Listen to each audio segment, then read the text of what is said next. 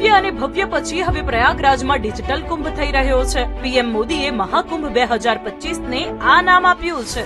કુંભ મેળામાં વિવિધ સ્થળો પર મોટા હોર્ડિંગ્સ પર પીએમ મોદી અને સીએમ યોગીના ફોટા સાથે કેટલાક ક્યુઆર કોડ પણ લાગેલા છે, જેને સ્કેન करता જ ભક્તો કુંભની વર્ચ્યુઅલ દુનિયામાં પહોંચી જશે।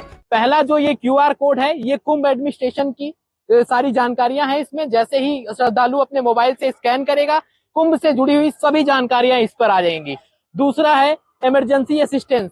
अगर किसी श्रद्धालु को कोई इमरजेंसी पड़ती है, उस समय इस क्यूआर कोड को स्कैन करने पे सभी इंफॉर्मेशन उसके सामने होंगी।